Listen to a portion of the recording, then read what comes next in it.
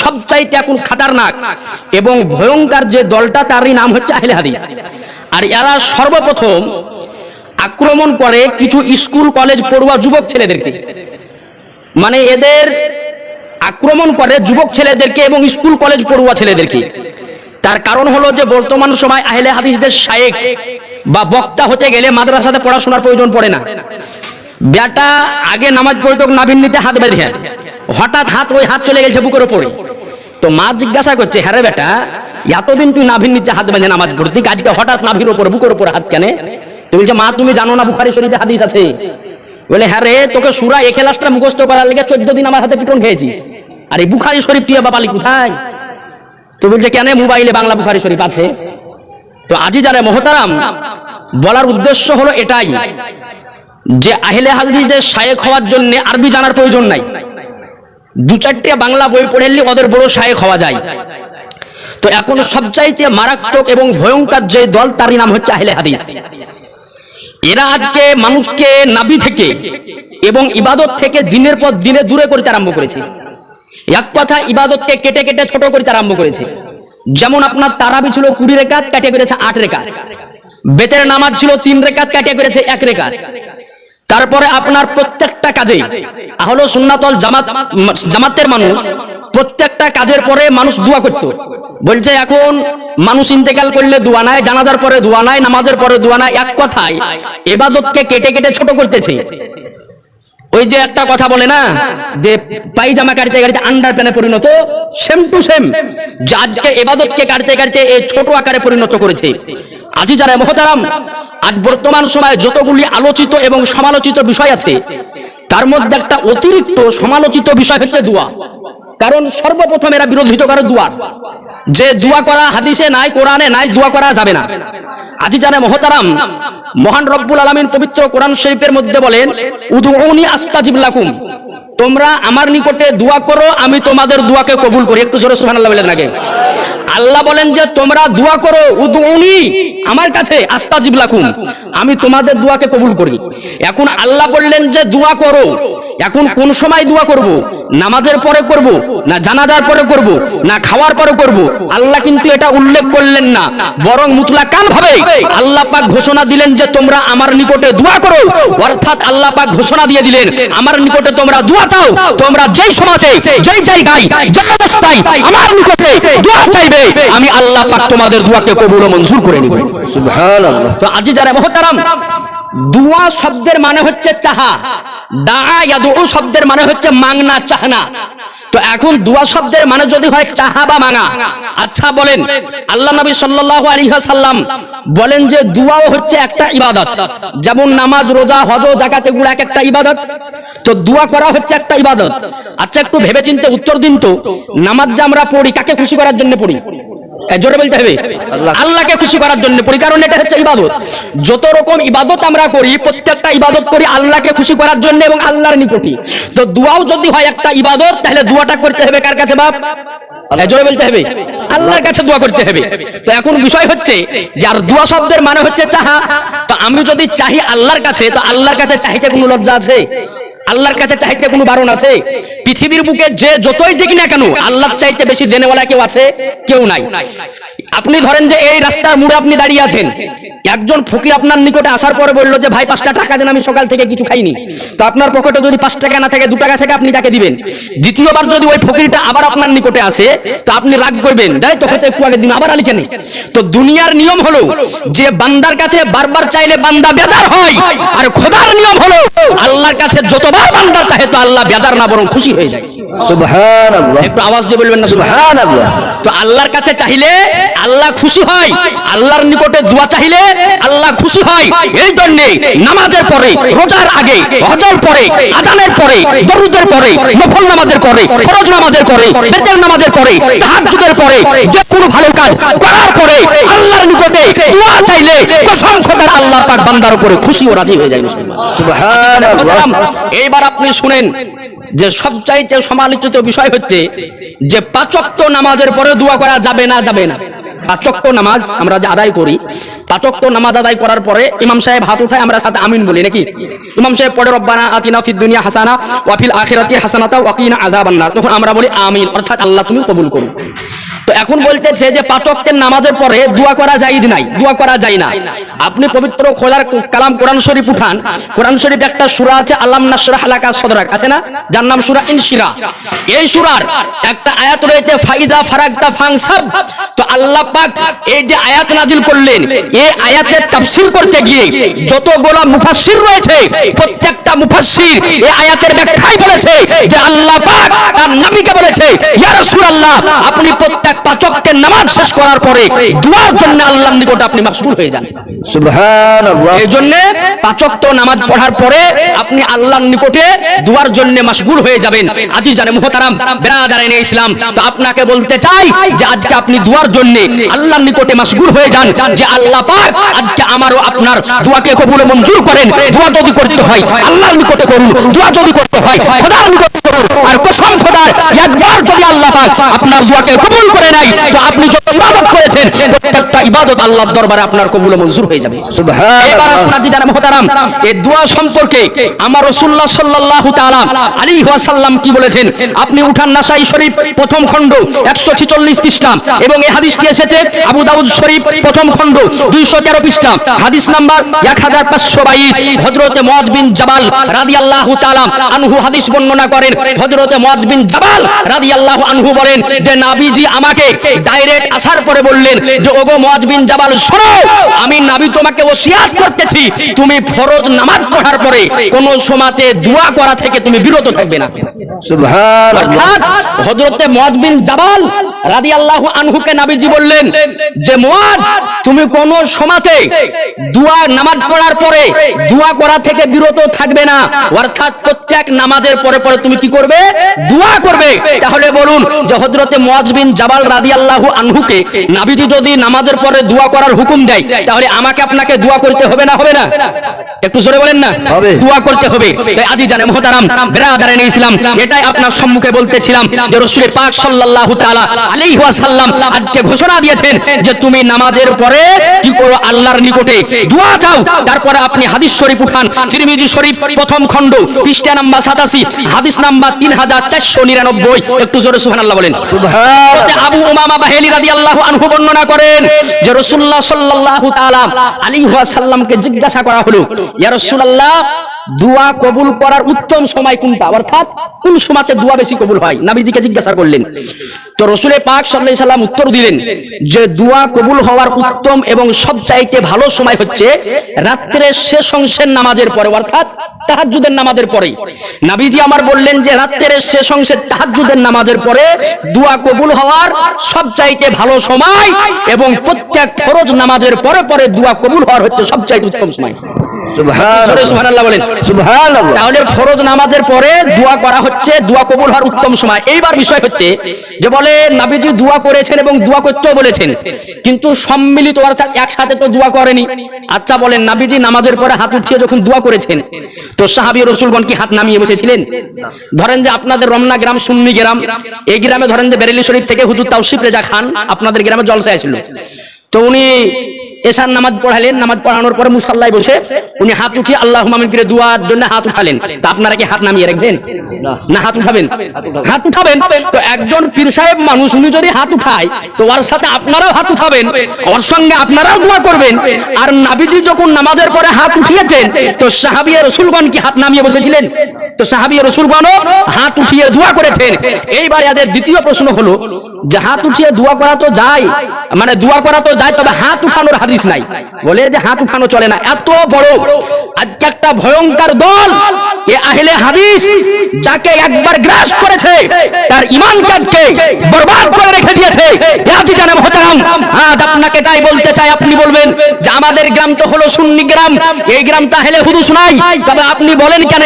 একটা কারণে আপনাদেরকে বারবার ইশারা করি যে এদের কাছ থেকে যত দূরে থাকতে পারবেন, এদের নিকট থেকে যত দূরে থাকতে পারবেন, কসম খোদার আজকে আপনার ঈমান তত বাড়বে, আর ঈমান যত বাড়বে আল্লাহর দরবারে আপনার ইবাদত তত কবুল হয়ে যাবে। সুবহানাল্লাহ। এদের নিকট থেকে আপনাকে সাবধান থাকতে হবে।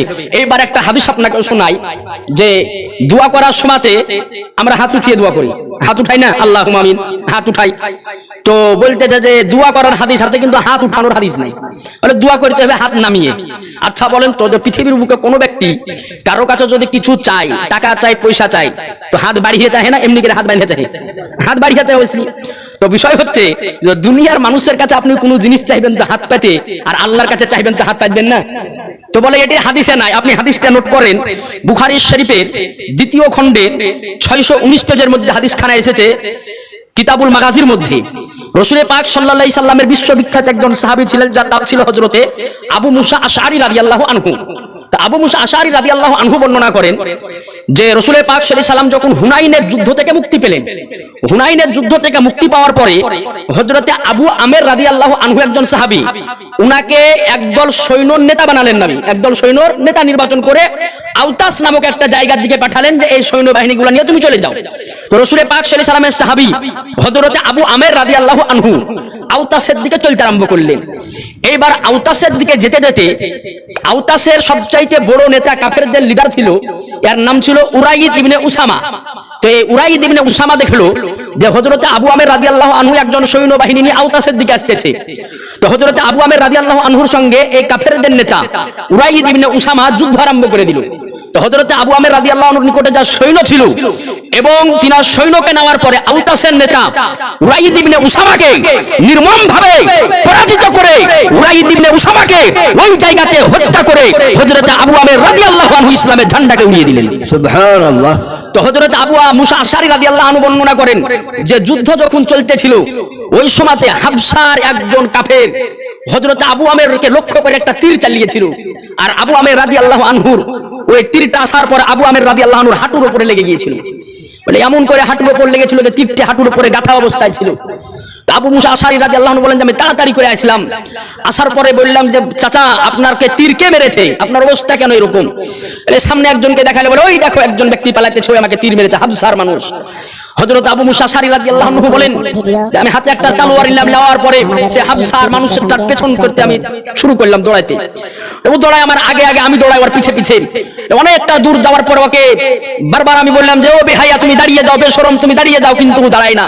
কিন্তু এক মুহূর্তে যাওয়ার পরে হাবশার ওই ব্যক্তি যে আবু আমেরকে তীর মেরেছিল কিন্তু দাঁড়িয়ে গেল। আবু মুসা আশআরী রাদিয়াল্লাহু আনহু বলেন ওই হাবশার ওই ব্যক্তির সঙ্গে আমার যুদ্ধ বেঁধে গেল। বলে ও তলোয়ার চালায়, আমিও তলোয়ার চালাই। বলে এক মুহূর্তে যাওয়ার পরে বলে হাবশার সেই কাফেরকে আমি একই তলোয়ার দুখণ্ডে খণ্ডিত করে দিলাম। সুবহানাল্লাহ। তাকে দুখণ্ডে খণ্ডিত করে দেওয়ার পরে আমি আবু আমেরের নিকটে আসলাম। বলে ওই সময়তে ওনার হাঁটুতে তীরটা গাড়া অবস্থাতেই ছিল। বলে আমি আসার পরে বললাম চাচা যে ব্যক্তি আপনাকে তীর মেরেছিল আল্লাহ তাকে সাজা দিয়ে দিয়েছে। বলে তাহলে এক কাজ করে ভাতিজা তীরটা বের করে দাও। বলে হাঁটুর এমন জায়গাতে তীর লেগেছিল, বলে তীরকে যেমন টেনে বের করা হলো, রক্ত কিন্তু আর বন্ধ হলো না। বলে হযরত আবু আমের রাদিয়াল্লাহু আনহুর শরীরের হাঁটু দিয়ে এত রক্ত বের হলো যে রক্ত বের হয়ে ওই জায়গাতে তিনি শাহাদাত বরণ করলেন, ইন্তেকাল করে গেলেন। হযরত আবু মুসা আশআরী রাদিয়াল্লাহু আনহু বলেন যে আমি নবীজির নিকটে আসলাম, আসার পরে বললাম যে ইয়া রাসূলুল্লাহ আপনার সাহাবী আবু আমের রাদিয়াল্লাহু আনহু আওতাসে যুদ্ধে যাওয়ার পরে শাহাদাত বরণ করে ইন্তেকাল করে গিয়েছে। তো বলে ইয়া রাসূলুল্লাহ ইন্তেকাল করার সময় একটা কথা বলে গিয়েছে যে নবীজির নিকটে যাওয়ার পরে আমার জন্য একটু দোয়া করতে বলবেন, নবীজি যেন আমার জন্য দোয়া করে দেয় যাতে আল্লাহ আমাকে মাফ করে দেয়। তো হযরত আবু মুসা আশআরী রাদিয়াল্লাহু আনহু হাদিস বর্ণনা করেন যে নবীকে আমি যেমনই বললাম ইয়া রাসূলুল্লাহ আপনি আজকে আপনার সাহাবী আবু আমেরের জন্য দোয়া করে দিবেন, বলে সঙ্গে সঙ্গে আমার শাহেনশাহ জিবেকার মদিনাকে তাজদার আহমদ মুখতার নবুয়তের সরদার জাহানের মালিক মুখতার আমার রাসূলুল্লাহ সাল্লাল্লাহু তাআলা আলাইহি ওয়াসাল্লাম আমাকে বললেন ওযু করার জন্য পানি নিয়ে এসো।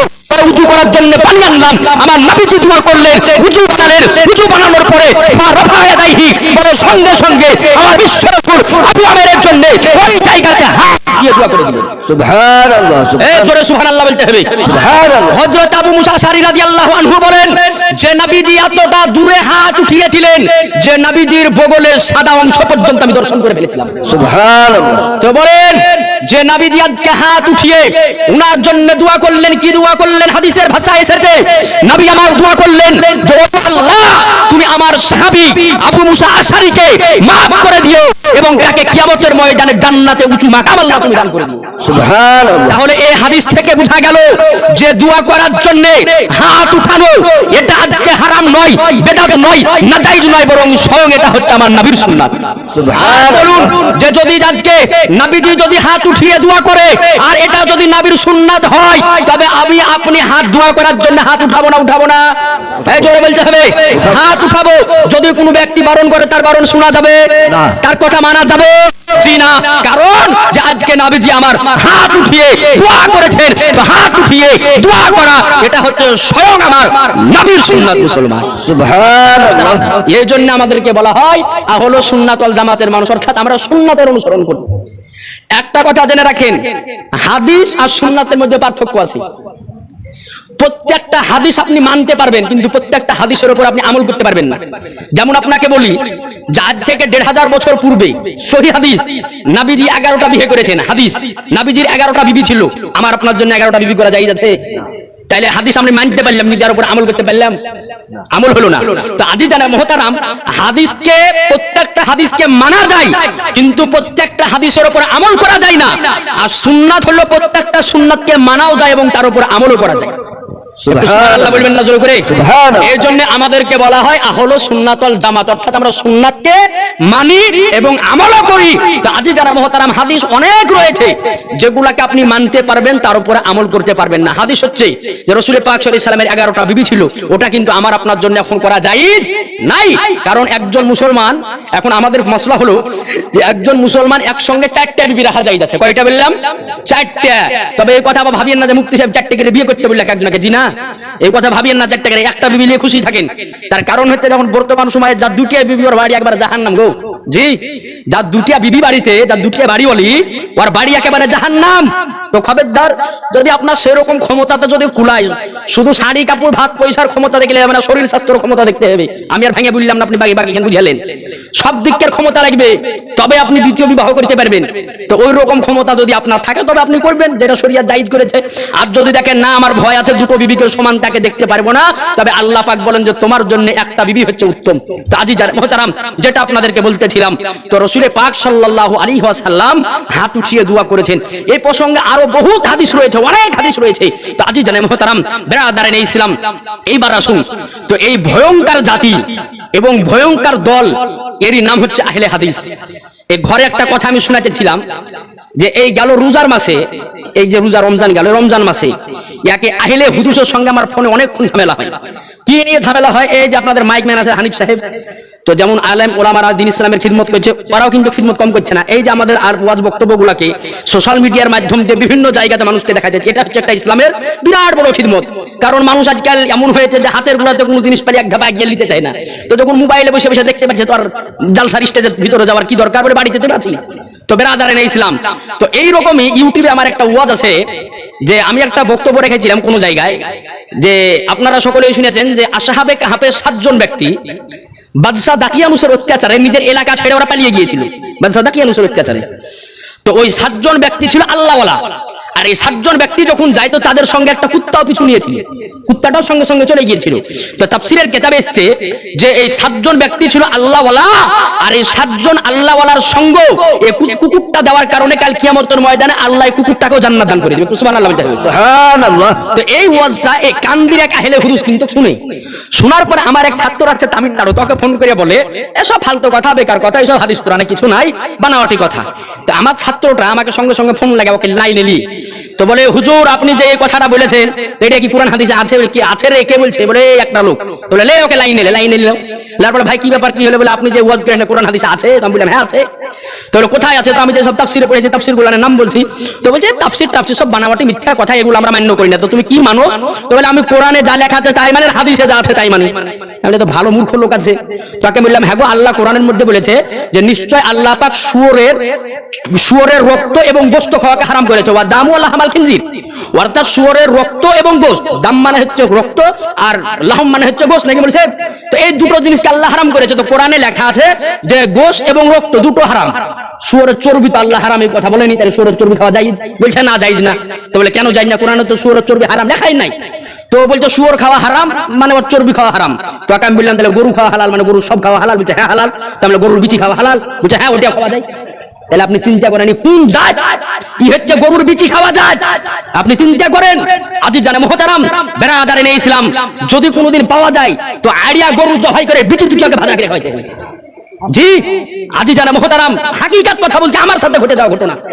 তা আপনি চিন্তা করেন যে সাঁওতালের চাইতে খারাপ এরা। কোন ধাঙ্গর সাঁওতালে মনে হয় সব জিনিস খায় না, ও বাইরে ফেলে দেয়। আর ই বলছে না ওটাও খাওয়া যায়, কোনো প্রবলেম নাই। ব্রাদারিনে ইসলাম আছে যারা মুহতারাম, তো কত বড় ভয়ঙ্কর জাতি আপনি দেখেছেন। তাহলে আপনি চিন্তা করেন যে মানুষের ইমানকে আজকে কিভাবে লুণ্ঠন করতেছে, মানুষের ইমানকে আজকে কিভাবে বরবাদ করতেছে। তাই আপনাকে বলি যে এই জাতি থেকে, বিশেষ করে এই আহলে হুদুসের ভাইরাস থেকে আপনাকে দূরে থাকতে হবে। তার কারণ হচ্ছে যে আহলে হাদিসের ভাইরাস করোনার চাইতেও ভয়ঙ্কর। করোনা ভাইরাসে কাউকে যদি ধরে তো আর জান নিবে, আর আহলে হাদিসের ভাইরাসে যদি কাউকে ধরে তো তার ইমানকে নষ্ট করবে। এই জন্য এই ভাইরাস থেকে দূরে থাকতে হবে। এইবার দ্বিতীয় হাদিস আপনি শুনেন, হাত তুলে দোয়া করার হাদিস। আজি জানেন মুহতারাম, আজকে সাধারণ মানুষকে পায় আর বলে সহি হাদিস, সহি হাদিস। সহি হাদিসে নাই হাত তোলার কথা, সহি হাদিসে নাই। উঠান আপনি বুখারী শরীফ প্রথম খণ্ড পৃষ্ঠা নাম্বার 127, হযরত আনাস ইবনে মালিক রাদিয়াল্লাহু তাআলা আনহু বর্ণনা করেন যে রাসূল পাক সাল্লাল্লাহু আলাইহি ওয়াসাল্লামের জীবদ্দশায় মদিনার বুকে এমন কাহাশালি, এমন খরা পড়েছিল যে মদিনার অলিগলিতে খরার ঠেলাতে প্রত্যেকটা জমির আজকে ফসল পানি বরবাদ হতে আরম্ভ করে দিয়েছিল, এবং শেষ মুহূর্তে যাওয়ার পরে মানুষ পর্যন্ত হালাক হতে আরম্ভ করে দিয়েছিল। তো বলে যে রাসূল পাক সাল্লাল্লাহু আলাইহি ওয়াসাল্লাম জুমার দিনে মসজিদে নববীর মিম্বারের উপরে খাড়া হলেন। খাড়া হওয়ার পরে নবী আমার খুতবা দিতেছেন, এমত অবস্থায় একজন আরবি ব্যক্তি খাড়া হলেন, গ্রাম্য সাহাবী। খাড়া হওয়ার পরে বললেন, ইয়া রাসূলুল্লাহ, আপনার নিকটে আরজ করি, মদিনার সমস্ত কিছু বরবাদ হয়ে গেল। ইয়া রাসূলুল্লাহ, অনাবৃষ্টি, পানি নাই, খরার ঠেলাতে সব শেষ হয়ে গেল। ইয়া রাসূলুল্লাহ, আপনি আমাদের জন্য দোয়া করে দেন যাতে আল্লাহ পাক আমাদের উপরে রহমতের বৃষ্টি বর্ষণ করে। সুবহানাল্লাহ। বলে নবীর নিকটে এই দোয়ার জন্য আরজ করা হলো। বলে ফারাফা ইয়াদাইহি, সঙ্গে সঙ্গে দোয়ার জন্য আমার রাসূলুল্লাহ সাল্লাল্লাহু আলাইহি সাল্লাম আজকে হাত উঠিয়ে দিলেন। সুবহানাল্লাহ। বলে নবীজি হাত উঠিয়ে দোয়া করলেন। হাদিসের রাবী বর্ণনা করেন, নবীজি হাত উঠানোর পূর্বে আসমানের উপরে এক টুকরো কোনো মেঘের চিহ্ন ছিল না, কিন্তু নবী আমার যেমন হাত উঠানো সঙ্গে সঙ্গে সমস্ত আসমান আজকে মেঘে ছেয়ে গেল। মুসলমান সুবহানাল্লাহ। আমার বলে সাহাবী হাদিসের রাবী বর্ণনা করেন, নবী আমার মিম্বার থেকে নিচে নামেনি, বলে সঙ্গে সঙ্গে বৃষ্টি আরম্ভ হয়ে গেল। সুবহানাল্লাহ। বলে এক সপ্তাহ ধরে মুষলধার মদিনাতে বৃষ্টি হলো, এত পানি হলো, এত পানি হলো। এইবার পানিতে সব ডুবতে আরম্ভ করলো। দ্বিতীয় জুম্মাতে আবার আরবি খাড়া হলো। খাড়া হওয়ার পর বলি, ইয়া রাসূলুল্লাহ, সেই দিন তো পানির হওয়ার জন্য দোয়া করতে বলেছিলাম, কিন্তু এত পানি হয়েছে এক সপ্তাহে, আবার সব বরবাদ হতে আরম্ভ করে দিয়েছে। ইয়া রাসূলুল্লাহ, আপনার নিকটে দোয়া করার আরজ করি, আপনি দোয়া করে দেন যাতে আল্লাহ আমাদের উপরে পানিকে বন্ধ করে দেয়। সুবহানাল্লাহ। তাহলে বোঝা গেল যে সাহাবীর এই আকীদা ছিল যে নবী কার নাম যিনি পানি হওয়াতেও পারে আবার পানিকে বন্ধ করাতেও পারে। সুবহানাল্লাহ। তো বলেন সাহাবী রাসূল বর্ণনা করেন যে নবীজি আমার হাত উঠিয়ে দোয়া করার পরে নবীজি আমার শাহাদাত আঙ্গুলের ইশারা করতেছিল। বলে নবীর আঙ্গুল চলতেছিল আর আসমানের মেঘ চলতেছিল। মুসলমান বলে নবীজির আঙ্গুল যায় আজকে পূর্ব দিকে, আসমানের মেঘ যায় পূর্ব দিকে। নবীজির আঙ্গুল যায় পশ্চিম দিকে, আকাশের মেঘ যায় পশ্চিম দিকে। নবীজির হাত যায় আজকে উত্তর দিকে, আকাশের মেঘ যায় উত্তর দিকে। নবীজির হাত যায় দক্ষিণ দিকে, আকাশের মেঘ যায় দক্ষিণ দিকে।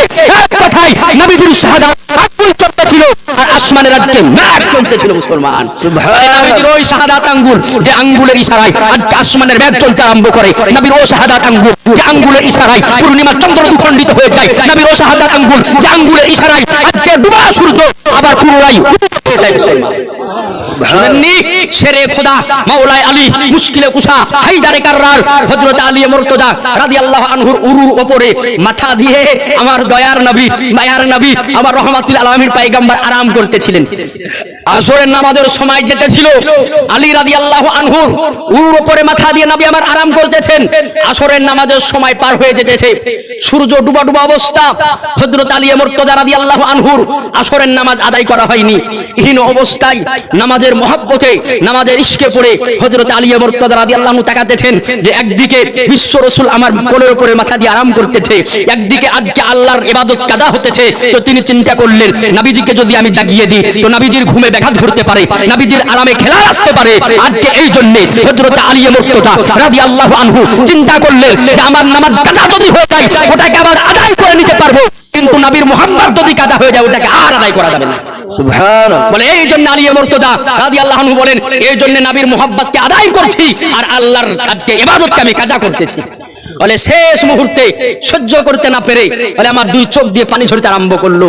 বলে যেমন দুই ফোঁটা চোখের পানি আমার রাসূলুল্লাহ চেহারায় আনোয়ারের উপরে পড়লো, সঙ্গে সঙ্গে আমার নবীর চোখ খুলে গেল।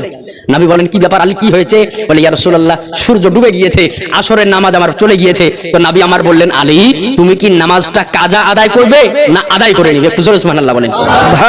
আলী রাদিয়াল্লাহু আনহু বলেন ইয়া রাসূলুল্লাহ যদি আদায় করার সুযোগ যদি পাই তাহলে কি আর কাজা করি? তো সঙ্গে সঙ্গে আমার শাহেনশাহে জিবেকার, আমার মদিনাকে তাজদার, আমার আকায়ে নামদার বিশ্ব রাসূল সাল্লাল্লাহু তাআলা আলাইহি ওয়াসাল্লাম শাহাদাত আঙ্গুলের ইশারা করলেন, সঙ্গে সঙ্গে আজকে অস্তমিত সূর্য আবার উদিত হয়ে গেল। সুবহানাল্লাহ উদিত হয়ে যাওয়ার পরে হযরত আলী মুর্তজা রাদিয়াল্লাহু আনহু আসরের নামাজ আদায় করলেন। তো সূর্যকে আমরা প্রতিদিন দেখি যে পশ্চিম দিকে নিচে নেমে যায়, তাই না? কিতাবের মধ্যে লেখা আছে যে সূর্য ডুবে না বরং আল্লাহর আরশের নিচে চলে যায় আল্লাহকে সিজদা করার জন্য, নিচে চলে যায় আল্লাহকে সিজদা করার জন্য। তো সূর্যকে জিজ্ঞাসা করা হলো কি ব্যাপার, তুমি প্রতিদিন তো সন্ধ্যার সময় আল্লাহকে সিজদা করার জন্য চলে যাও, তো ওই দিন তো নবীজি তোমাকে ইশারা করলো, তুমি সিজদা করা বাদ দিয়ে আবার ফেরত কেন আসলে? বলে শোনো আল্লাহর সিজদা কাজা যদি হয়ে যায় ওটাকে আদায় করা যাবে, কিন্তু নবীর মোহাব্বত কাজা যদি হয়ে যায় তো ওটাকে আদায় করা যাবে না। আজি জানেন মোহতারাম ব্রাদারেন ইসলাম, তো আপনাকে এটাই বলতেছিলাম যে নবীজি আমার হাত উঠিয়ে দোয়া করেছে, অসংখ্য হাদিসের মধ্যে আছেন। তো ব্রাদারেন ইসলাম আজি জানেন মোহতারাম এইবার একটু আপনাদেরকে সম্মুখে নিয়ে যাই। আল্লাহ পাক এই জন্য ইরশাদ করলেন ইহদিনাস সিরাতাল মুস্তাকিম, আমরা আল্লাহর নিকটে দোয়া চাই। আমরা যখন নামাজ যখন পড়ি সূরা ফাতিহা আমরা তেলাওয়াত করি আলহামদুলিল্লাহি রাব্বিল আলামিন। এই সূরা ফাতিহার অনেকগুলি নাম আছে, তার মধ্যে একটা নাম হচ্ছে দোয়া, তার মধ্যে একটা নাম হচ্ছে প্রার্থনা। তো আমরা আল্লাহর নিকটে দোয়া চাই ইহদিনাস সিরাতাল মুস্তাকিম, যে ওগো আল্লাহ তুমি আমাদেরকে সোজা রাস্তার উপরে পরিচালিত করো, তুমি আমাদেরকে সোজা পথের উপরে পরিচালিত করো। এই দোয়া আল্লাহর নিকটে আমরা চাই। তো আজি জানেন মুহতারাম বেরাদারান ইসলাম রাসূলুল্লাহ সাল্লাল্লাহু আলাইহি ওয়াসাল্লাম আজকে এই পৃথিবীর বুকে আসার পরে যে দিন ইসলাম আমার ও আপনার উপরে কায়েম ও দায়েম করে রেখে গিয়েছেন, এই দিন ইসলাম কায়েম ও দায়েম করার পিছনে ওয়াকাট্য পরিশ্রম রয়েছে এবং সাহাবী রাসূলদের শরীরের আজকে জিন্দা শরীরের ঘাম পর্যন্ত রয়েছে এবং আজকে নিজের কলিজা ফাড়া রক্ত পর্যন্ত রয়েছে, বলুন সুবহানাল্লাহ। তো এই দিন ইসলামকে আমার ও আপনার জন্য জিন্দা করে রেখে গিয়েছেন। তো আমাকে আপনাকে এই দিন ও ইসলামকে ভালো করে বুঝতে হবে যে সাহাবী ও রাসূলদের কেমন রক্ত এই দিন ও ইসলামের উপরে আছে। এই প্রসঙ্গে একটা হাদিস ইনশাআল্লাহ আপনাকে শোনাবো, তার পূর্বে একবার দরুদে পাক পড়ি। আল্লাহুম্মা সাল্লি আলা সাইয়্যিদিনা মাওলানা মুহাম্মাদ ওয়া আলা আলি সাইয়্যিদিনা মাওলানা মুহাম্মাদ সাল্লি আলা মুহাম্মাদিন সাল্লি আলা মুহাম্মাদ हर दम ज़बान से निकालो पाक नामे मोहम्मद, हर दम ज़बान से निकालो साफियना। তো আজি জানেন মুহতারাম ব্রাদারান ইসলাম, আমার রাসূলুল্লাহ সাল্লাল্লাহু আলাইহি সাল্লাম মক্কা থেকে যখন মদিনাতে হিজরত করলেন, প্রথম হিজরির পরে দ্বিতীয় হিজরিতে একটা যুদ্ধ হয়েছিল, সবচাইতে বড় যুদ্ধ, তার নাম হচ্ছে জঙ্গে বদর। তো এই বদরের যুদ্ধে মুসলমানের সংখ্যা কম থাকার পরও কাফেরদের বিরাট বড় পরাজয় হয়েছিল।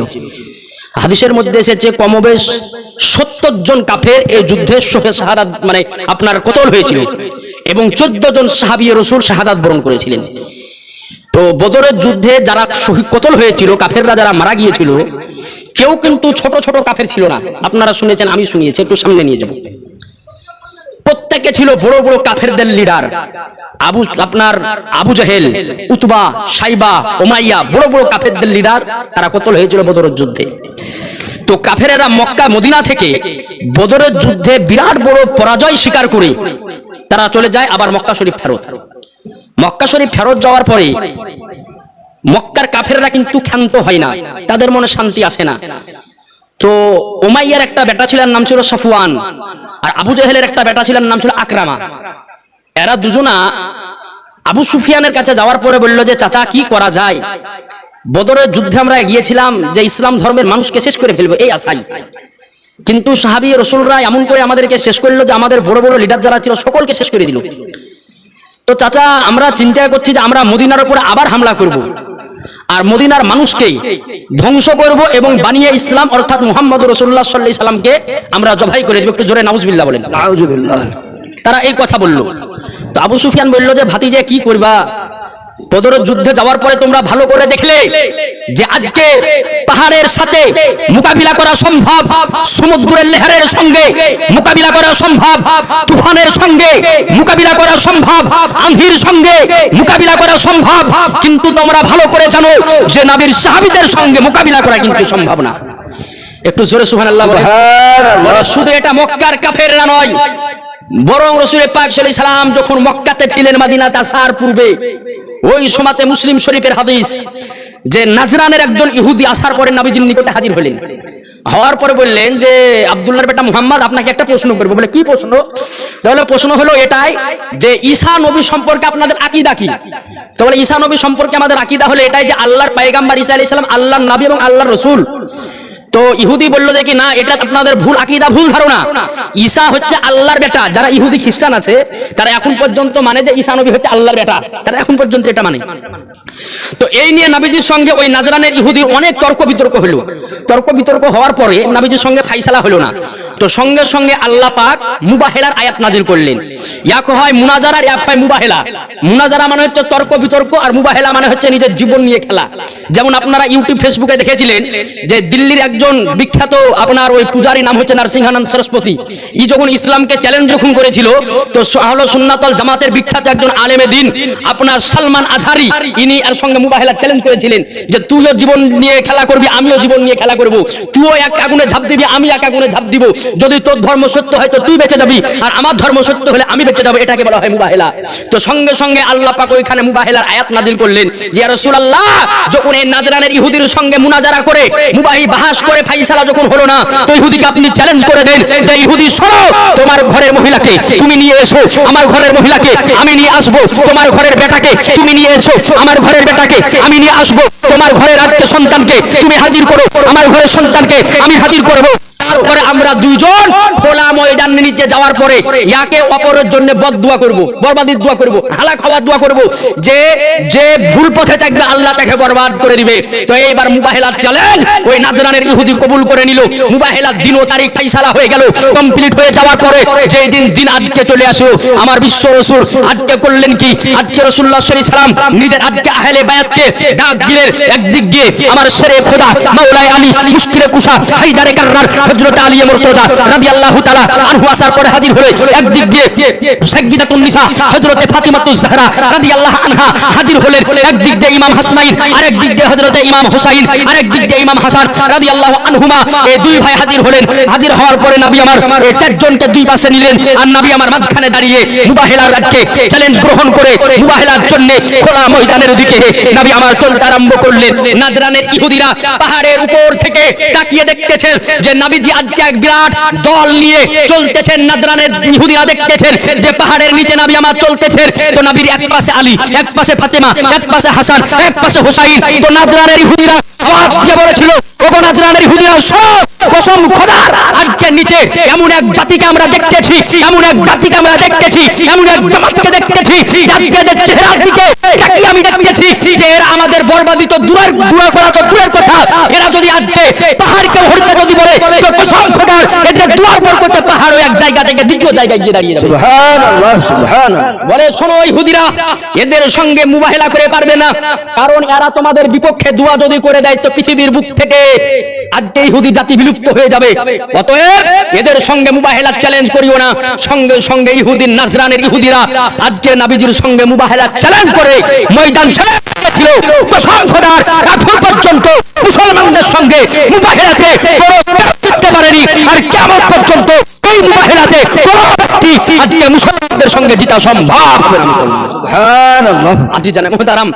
তো এইবার আবু সুফিয়ান বলল যে শোনো ভাতিজা, মুসলমানদের সঙ্গে আমরা বদরের যুদ্ধে যাওয়ার পরে টের পেয়েছি এদের সঙ্গে মোকাবিলা করা কিন্তু সম্ভব না, এদের সঙ্গে মোকাবিলা করা খুব কঠিন ব্যাপার।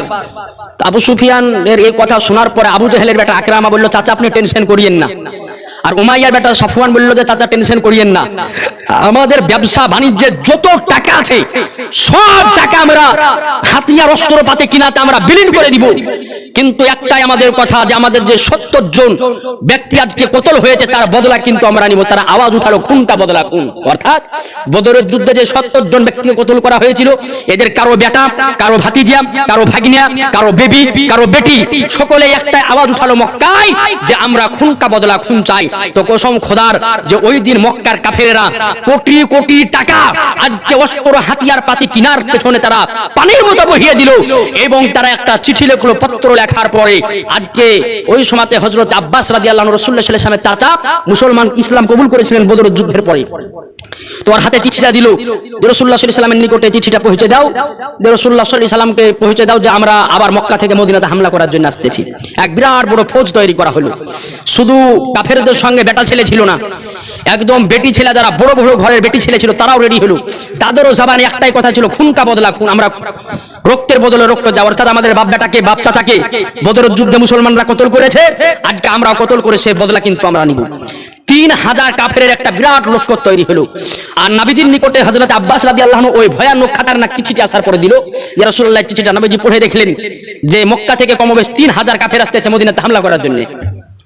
তো নবীজি এই চিঠি দেখার পরে চিন্তায় পড়ে গেলেন কি করা যায়। তো রাসূলুল্লাহ সাল্লাল্লাহু আলাইহি ওয়াসাল্লাম দেখলেন যে সবে মাত্র 2 বছর হয়েছে মক্কা থেকে মদিনা এসেছি, এর মধ্যে বদরের যুদ্ধে মোকাবিলা করেছি, আবার ওরা মক্কা থেকে মদিনাতে আসতে হামলা করার জন্য কি করা যায় সাহাবীদের সঙ্গে পরামর্শ করতে আরম্ভ করলেন। আপনার শাওয়াল মাসের 5 তারিখে এই পরামর্শ চলতেছে, 3 হিজরির ঘটনা। তো রাসূলুল্লাহ সাল্লাল্লাহু আলাইহি ওয়াসাল্লামের এই পরামর্শ করতে করতে পরের দিন সকাল বেলায় 2 জন ব্যক্তিকে নবী আমার জাসুস বানালেন যে তোমরা একটু মক্কা থেকে বাইরে মদিনা থেকে বাইরের দিকে যাও, আর মক্কা থেকে যে কাফেররা আসতেছিল মদিনা হামলা করার জন্য কত দূর আইলো একটু খবরটা তোমরা নাও। এবার 2 জন জাসুস মদিনার বাইরে যাওয়ার পরে খবর যখন নিল, তো খবর নেওয়ার পর আসার পরে খবর দিল যে ইয়া রাসূলুল্লাহ মক্কা থেকে কাফেররা মদিনার নিকটে চলে এসেছে, আর মদিনার নিকটে আসার পরে আজকে তাদের যত তারা যুদ্ধের জন্য ঘোড়া উট নিয়ে এসেছে তাদেরকে মদিনার জমি জামাতে চড়াতে আরম্ভ করে দিয়েছে। এই কথা যেমনই শোনা শাওয়াল মাসের 12 তারিখে, তো সঙ্গে সঙ্গে সাহাবীদের মাথায় আজকে টনক নড়ে গেল যে তারা মক্কা থেকে মদিনার নিকটে চলে এসেছে, হতে পারে যে কোনো মুহূর্তে মদিনাতে আসার পরে নবীর উপরে হামলা করে দিতে পারে। তাই ওই দিন রাতের বেলাতে এক নয় 2 নয় কমবেশ কয়েকজন সাহাবী রাসূল সারাটা রাত ধরে আমার নবীজির ঘরকে পাহারা অবস্থায় বসে থেকে গেল। সুবহানাল্লাহ। পাহারা অবস্থায় বসে থাকলো। সকাল বেলায় নবীজি আমার জিজ্ঞাসা করলেন যে বলো কি করা যায়, মক্কা থেকে তো কাফেররা আসছে, তো এদের সঙ্গে মোকাবিলা মদিনার ভিতরে করব না মদিনার বাইরে করব। তো কিছু সাহাবী বলল যে ইয়া রাসূলুল্লাহ এক কাজ করা যাক, আমাদের যত বাচ্চা বাচ্চি মেয়ে ছেলে যারা আছে তাদেরকে একটা ঘরের মধ্যে বন্দী করা হয়, ভালো মজবুত ঘরে, আর মদিনা শহরের মধ্যে এই মোকাবিলাটা করা যায়। এইভাবে এক কথা দু কথা তো সকলের ফয়সালা নেওয়ার পরে মদিনা থেকে কমবেশ 3 মাইল দূর একটা পাহাড় যার নাম হচ্ছে উহুদ পাহাড়, এই উহুদ পাহাড়ের পাশে এই কাফেরদের সঙ্গে মোকাবিলা হয়েছিল।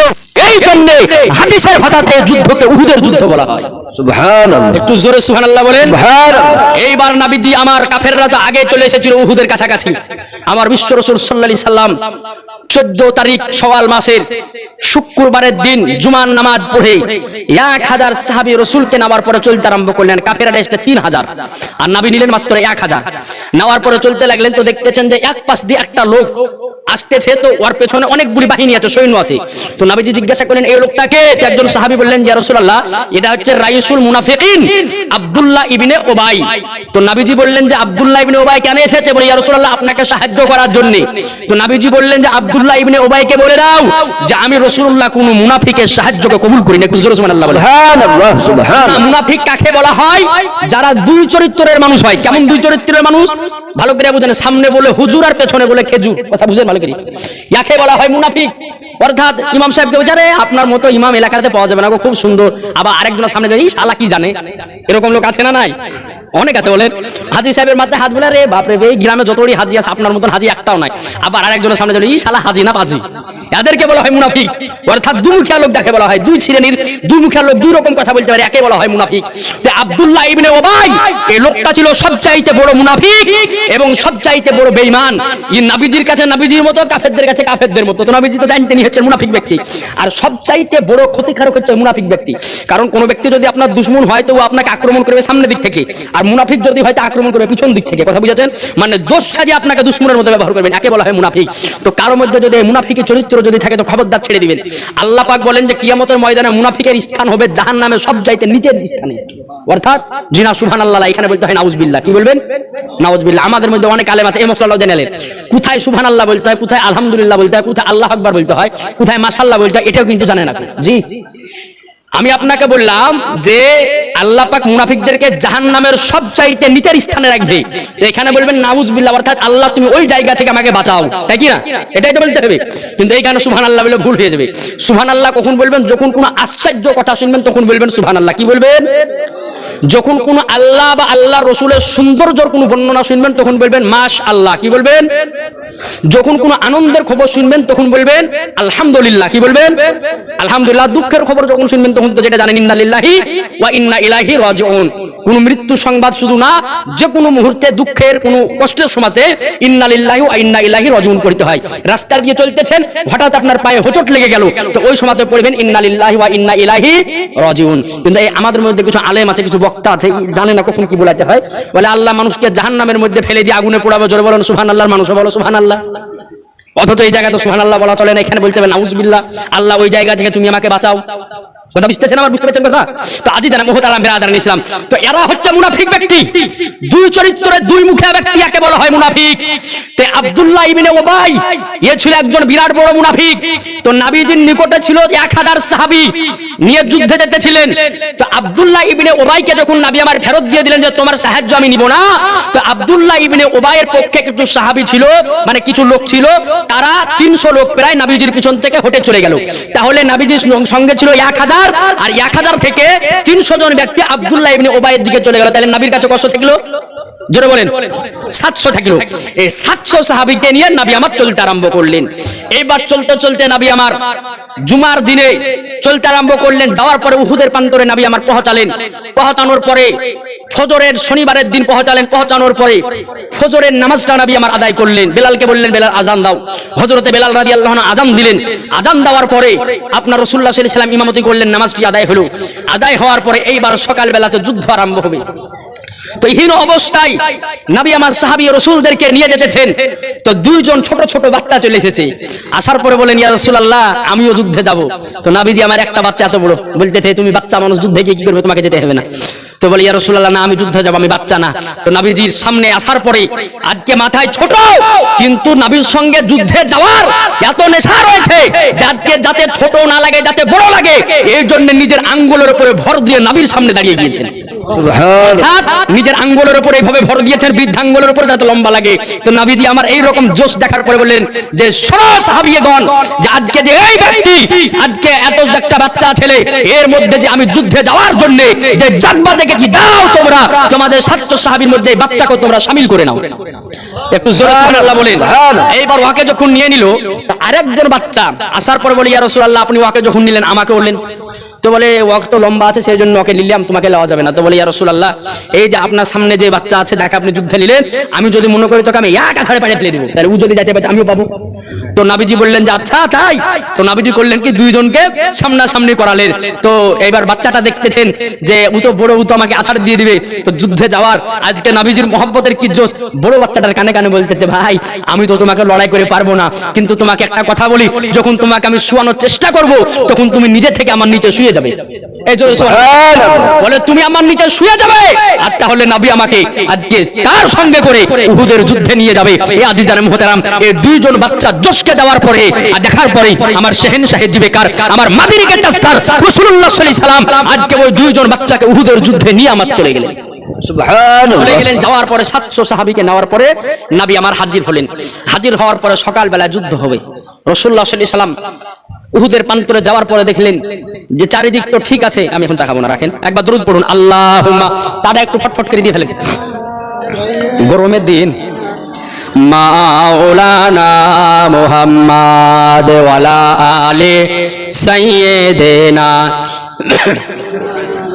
মুহাম্মদ সাল্লাল্লাহু আলা মুহাম্মাদিন সাল্লাল্লাহু আলা मोहम्मद हरदम ज़बां से निकालो पाक नामे मोहम्मद हरदम ज़बां से निकालो शफीआना मोहम्मद। तो ब्रादारान ইসলাম একটু চাগড়া চটচট করে দিয়ে দেন। আজ জানান মুহতারাম ইনশাআল্লাহ তাআলা আজকে ইনশাআল্লাহ তাআলা ওয়াজের শেষে কিছু অজানা মাসালা ইনশাআল্লাহ আপনাদেরকে বলে দিব যে পুরুষ মানুষের জন্য কোন কোন গহনা ব্যবহার করা জায়েজ আছে, কোন কোন গহনা পরতে পাবে এবং নারীরা কোন কোন গহনা পরতে পাবে ইনশাআল্লাহ তাআলা আপনাকে বলে দিব। এবং আজ জানা মুহতারাম